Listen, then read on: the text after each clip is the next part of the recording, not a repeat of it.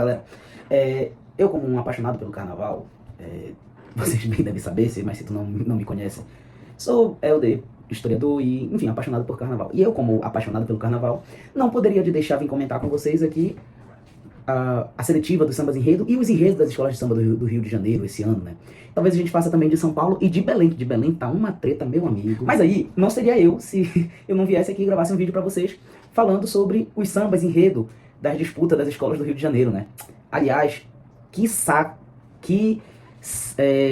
de sambas excepcionais, muitos sambas muito bons. Nesse primeiro episódio aqui a gente vai estar falando da Estação Primeira de Mangueira. Desculpem, as bandeiras estão um pouco desbotadas aqui atrás, porque eu fico de frente pro sol, e o sol fica batendo e ela vai desbotando.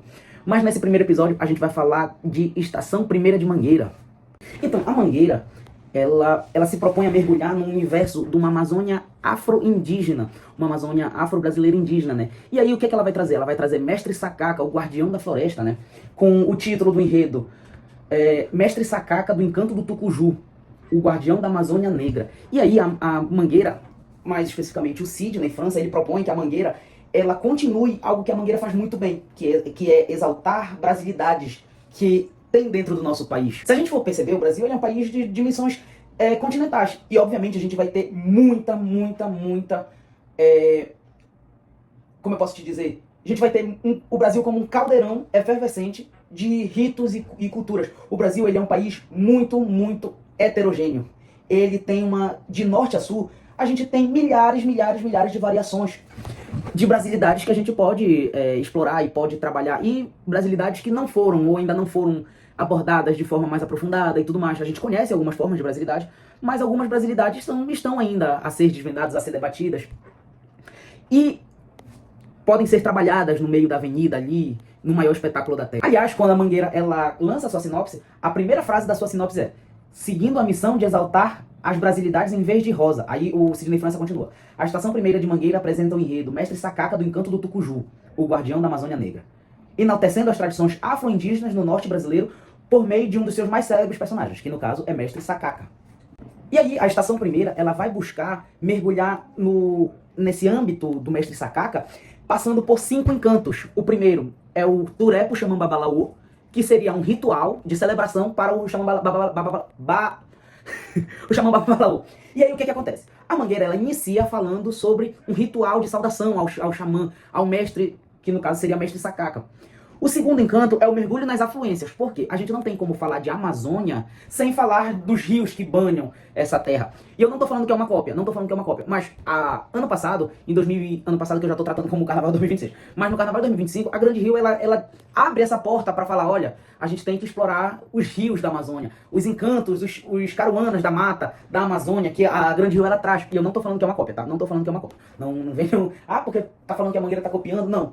Mas é interessante essa porta que foi aberta. E aí, quando se tem uma pesquisa, porque todo enredo, ele é, primeiro, fruto de uma pesquisa de intelectuais que vão trazer para o meio acadêmico um saber popular.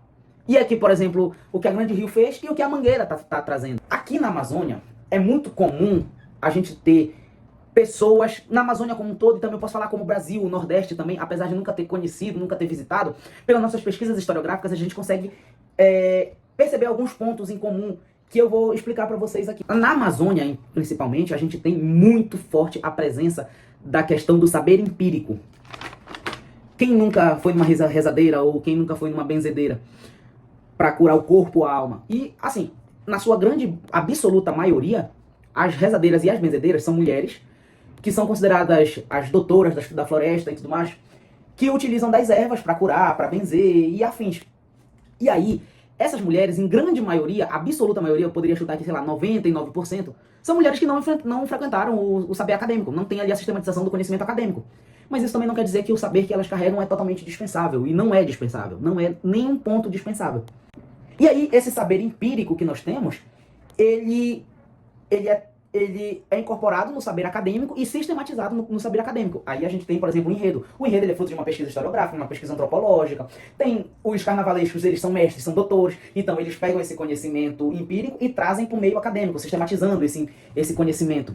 E aí, falando de enredo de Mangueira, não tem como a gente falar de Amazônia, na verdade, não tem como a gente falar de Amazônia sem falar do encanto dos rios, dos encantados dos rios, das afluências dos rios que banham, dos rios que lavam e dos rios que fazem a economia da Amazônia se conectar e acontecer. Portanto, o segundo encanto que a gente vai mergulhar no enredo da Mangueira é falando sobre o mergulho das afluências. As águas doces serpenteiam em todo o território, espaço de façanhas, atributos de todos os sentidos, princípio de todo lugar, são o meio e o fim, a natureza em ação, carregando histórias, tradições, segredos por caminhos tão barrentos quanto extensos. E aí, ele fala que o xamã ele vai navegar entre os rios da Amazônia para desvendar os segredos dessa Amazônia e explorando os saberes dessa floresta. E aí a gente chega no terceiro encanto, que seria literalmente o setor da cura pela floresta.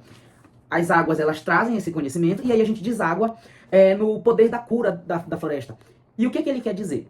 Na Amazônia, não sei em outras regiões do Brasil, mas na Amazônia, como eu falei um pouco mais antes para vocês, na Amazônia é muito comum as pessoas aqui se curarem através de garrafadas, de ervas da Amazônia.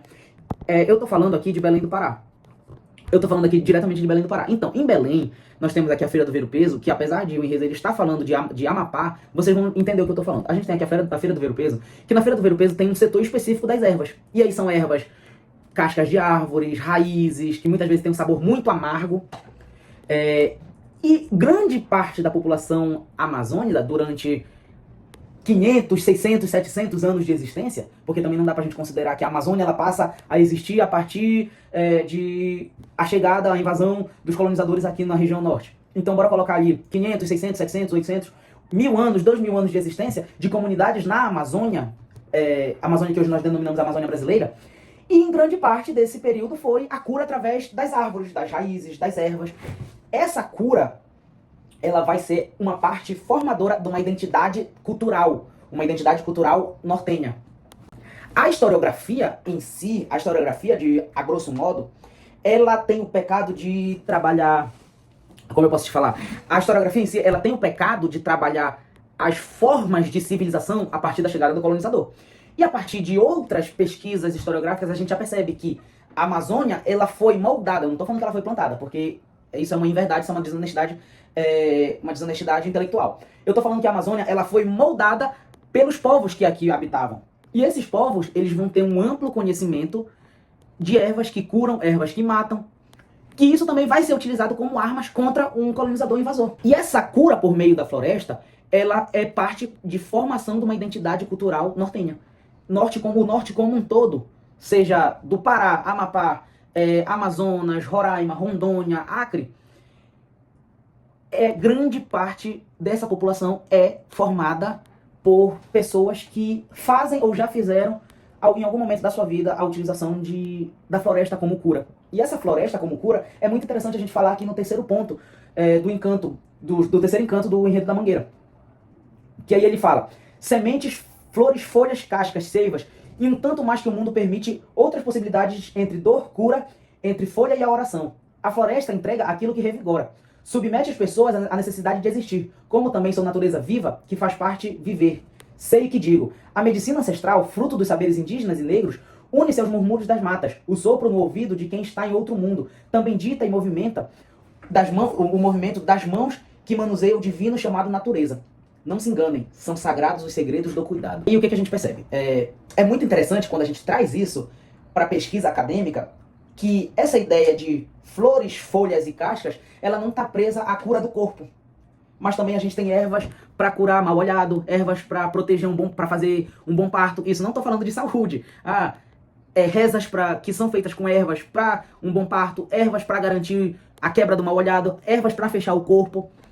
E aí a gente entra numa lógica muito firme de uma ciência, uma crença, um saber afro-brasileiro que mistura ciência e religião ao mesmo tempo.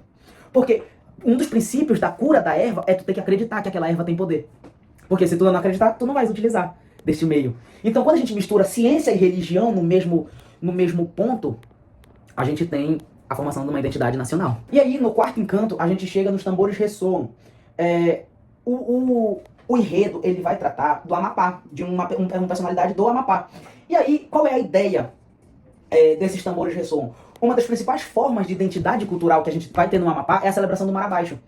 E essa celebração do Mar Abaixo, ela é um ritual afro-brasileiro indígena que vai envolver canto, dança, rituais religiosos, em celebração ao Divino Espírito Santo e à Santíssima Trindade, Pai, Filho e Espírito Santo.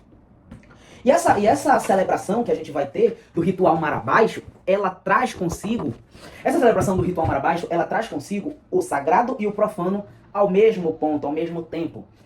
Ao sagrado pela celebração do Divino Espírito Santo, pelas raízes católicas que o nosso país tem, e o profano com bebidas fermentadas, gengibirra é algo muito consumido durante a celebração do Marabaixo, que é uma bebida fermentada de gengibre, açúcar e cachaça, e cantos, danças que vão englobar o ritual indígena de uma celebração afro-amazônica. E aí, o que a gente traz? Nesse quarto encanto, a gente já trabalha a forma que esse ritual vai se desenvolver durante esse, por exemplo, o ritual do Marabaixo. O ritual do Marabaixo, ele é, se salvo engano, deixa eu até pesquisar aqui, o ritual do Marabaixo, ele é reconhecido como patrimônio imaterial do Brasil. E aí, a Mangueira, ela vai trazer um enredo carregado de patrimônio. E aí, isso é um toque pra ti que vai fazer teu Enem. Tu podes, se cair, algo que eu duvido muito, mas se cair no teu Enem sobre identidade cultural, tu usa o samba da Mangueira, tu usa o enredo da Mangueira, pra fazer o teu argumento, o teu D1. E aí a gente, enfim, a gente chega no quinto encanto, que é o Mestre Sacaca, o Xamã Babalaô, o guardião da Amazônia Negra. Que ele é invocado no Turé. Turé seria um ritual dos povos Galibi, Caripuna e Palicur, do povo da região do Amazonas. Do Amazonas não, perdão. Da região do Amapá. Eu ia falar Amazônia. A região do Amapá. E aí ele chega como um xamã babalaô. É quando o Mestre Sacaca, ele se encanta no modo de falar amazônica, ele se encanta e vira um xamã babalaô. Ele vira um caruana, ele vira alguém da mata. E ao tocar o chão da floresta, ele conduz os elementos. Eu tô falando aqui porque eu tô olhando aqui pro lado porque eu tô lendo no computador, aqui tá a sinopse da Mangueira. Ele conduz os elementos que se tornam múltiplos, sem limitar a vida, o corpo e a alma em uma única forma.